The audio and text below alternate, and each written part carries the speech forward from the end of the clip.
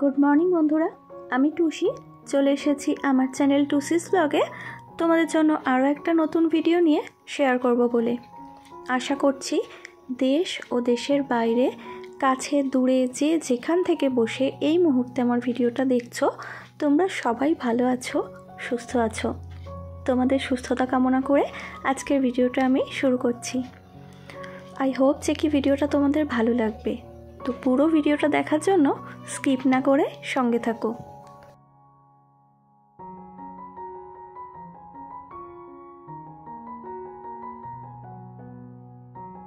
শীতের সকালে এক কাপ গরম চায়ের সাথে আজকের ভিডিওটা শুরু করছি আর আরো একটা রিকোয়েস্ট করব তোমাদের কাছে বন্ধুরা তোমরা যারা এই মুহূর্ত থেকে আমার ভিডিওটা দেখতে শুরু করছো তারা প্লিজ একটা করে লাইক দিয়ে দেখতে শুরু করো কারণ তোমরা অনেক বন্ধুই দেখো আমার ভিডিওগুলো কিন্তু একটা লাইক করতে ভুলে যাও তোমাদের একটা লাইক আমার ভিডিওটার একটা শেয়ারের কাজ করে বন্ধুরা তো প্লিজ তোমরা একটা করে লাইক করে দেখতে শুরু করো তাহলে আমার জন্য সেটা খুব ভালো হয়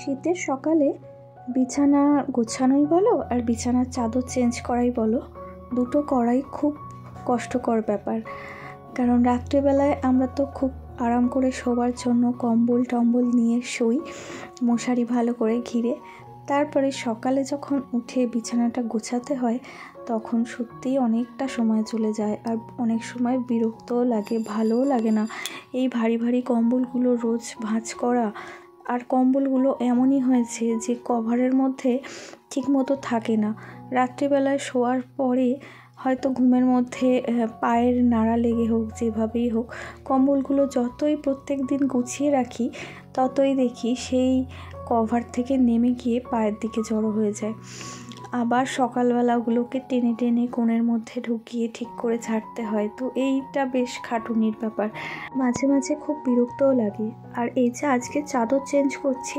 চাদর চেঞ্জ করাটা একটা বাড়তি খাটুনি শীতের সময় আমার কাছে সেটাই মনে হয় অনেক এক্সট্রা জিনিস আমাকে টেনে টেনে নিচে নামাতে হয় আর যেহেতু আমার ঘরটা ছোট তাই খুব অসুবিধা হয় কারণ এমনি বালিশগুলো রাখি মেঝেতে আর যখন শীতের সময় এই কম্বলগুলো মেঝেতে নামাই তখন আমার তো পা গলানো খুব মুশকিল হয়ে যায় চাদরটা যে এদিক ওদিকে গিয়ে ঠিক করে পাতবো সেটা ওই কম্বল বালিশ সব কিছু ডিঙিয়ে ডিঙিয়ে যেতে হয় এইভাবে আর কি কভার করতে হয়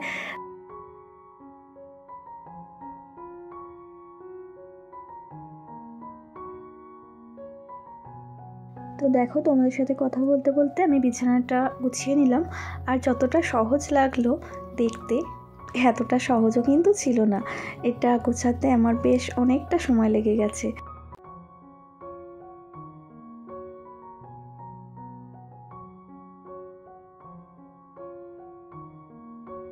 সকালে টিফিন করে নিয়ে এখন আমি চলে এসেছি রান্নার জোগাড় করতে আর আজকে দুপুরে খুব সিম্পল রান্না করব রান্নাগুলো তোমাদের সাথে শেয়ারও করব তোমরা অবশ্যই জানতে পারবে যে কী রান্না করব তবে সেটা জানার জন্য তোমাদেরকে আমার সাথে থাকতে হবে তো এখন আমি যেগুলো রান্নার জন্য লাগবে সেই সবজিগুলো কিছুটা কেটে নিচ্ছি টমেটো পেঁয়াজ কুচি আর এখানে দেখো রসুন ছাড়িয়ে রেখেছি কয়েকটা কোয়া 4-5টা কোয়া রেখেছি আর অল্প করে একটু ধনেপাতা কুচিয়ে নিলাম আর কাঁচা লঙ্কা চিড়ে রেখেছি এটা দিয়ে একটা সুন্দর চাটনি বানানো যায় যেটা দিয়ে না শুকনো ভাত খাওয়া হয়ে যায় মানে এই চাটনিটা হলে গরম ভাতের সাথে আর কিচ্ছু লাগে না ওই চাটনিটা দিয়ে অনেকটা ভাত খাওয়া যায় তো যাই হোক আমি ডালটা সিদ্ধ বসিয়ে দিয়ে গিয়েছিলাম মুসুর ডালটা সিদ্ধ হয়ে গেছে এখন ওটাই ফোড়ন করে নিচ্ছি তারপরে এই টমেটোর যে ঝাল বলো বা চাটনি ঝাল চাটনি এটা আমি বানাবো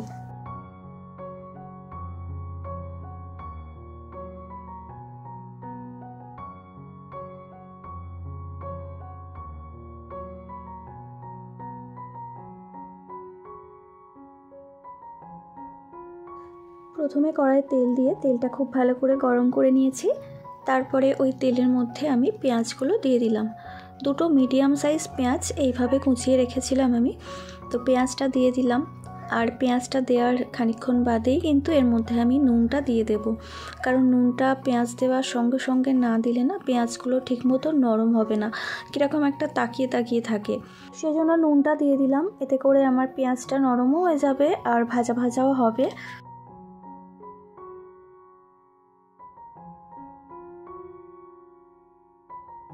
পেঁয়াজটা একটু লাল লাল হয়ে গেছে। এখন আমি এর মধ্যে চপ করে রাখা রসুনগুলো দিয়ে দিলাম। দেখো রসুনগুলো কিন্তু আমি থেতো করিনি বা বেটেও নিইনি, এইভাবে বটির মধ্যেই চপ করে নিয়েছিলাম।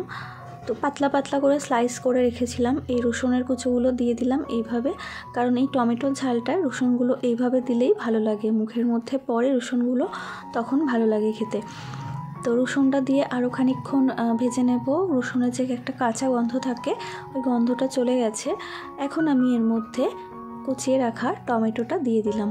টমেটোটা বেশ অনেকটা পরিমাণেই দিয়েছি আমি, বড় সাইজের টমেটো 3টে নিয়েছিলাম। আর যদি ছোট হতো তাহলে হয়তো 5-6টা নিতাম। তো যেহেতু বড় সাইজ ছিল তাই 3টেতেই হয়ে যাবে। যেহেতু টমেটোর ঝাল তাই টমেটোটা তো বেশি দিতেই হবে। এবারে দেখো টমেটোটাও অল্প করে একটু এর সঙ্গে ভালো করে মিশিয়ে নাড়াচাড়া করে নিলাম।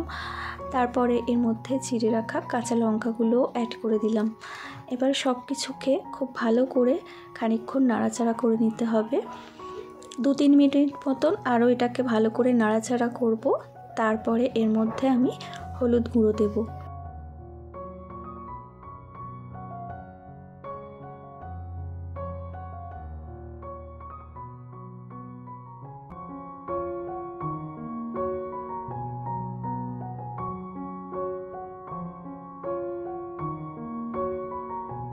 হলুদ গুঁড়ো দিয়ে হলুদটা ভালো করে মিশিয়ে নিয়েছি। তারপরে এর মধ্যে আমি যে ধনেপাতাটা কুচিয়ে রেখেছিলাম সেই ধনেপাতা কুচোটা দিয়ে দিলাম উপর থেকে। দিয়ে খুব ভালো করে নাড়াচাড়া করে এটাকে খানিকক্ষণের জন্য ঢেকে দেবো, যাতে সব কিছু খুব একসাথে ভালো করে মিলে যায়। টমেটোটাও একটু গলা গলা হবে, মাখা মাখা হবে ব্যাপারটা। আর এর মধ্যে কিন্তু আমি একটু জল দিইনি এখনও পর্যন্ত, আর জল দেবও না, কারণ টমেটোর থেকে যে জলটা বেরোবে গলে তাইতেই এই রান্নাটা হয়ে যাবে। আর দেখো আমার ফাইনালি রেডি হয়ে গেছে। নামানোর সময় সেইটা তোমাদের দেখানো হয়নি, যেহেতু একার হাতে ভিডিও করছিলাম তাই সম্ভব হয়নি।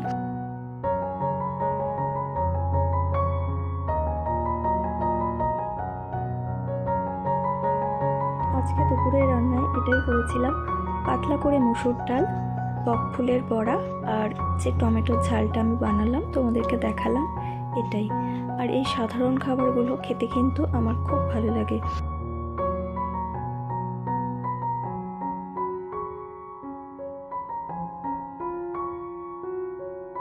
তো চলো, বড়াগুলো আমার রেডি হয়ে গেছে, এখন আমরা খেতে বসে যাব। আর এরই সাথে আমি আজকের ভিডিওটাও শেষ করব বন্ধুরা। দেখা হবে তোমাদের সাথে আবার আমার পরবর্তী ভিডিওতে। আর যে সকল বন্ধুরা আমার ভিডিওটা দেখছো অথচ লাইক করতে ভুলে গিয়েছো, তোমাদেরকে আরও একবার বলছি, প্লিজ একটা লাইক করে দিও। আর নতুন বন্ধু যদি আজকে এসে থাকো আমার ভিডিওতে, তোমাদের যদি আমার ভিডিওর কোনো অংশ ভালো লেগে থাকে তাহলে প্লিজ লাইক করে অবশ্যই আমার চ্যানেলটা সাবস্ক্রাইব করে পাশে থেকো। অলরেডি যে সমস্ত বন্ধুরা এই কাজটা করে আমার পাশে রয়েছো, তোমাদের সবাইকে অনেক ভালোবাসা জানালাম।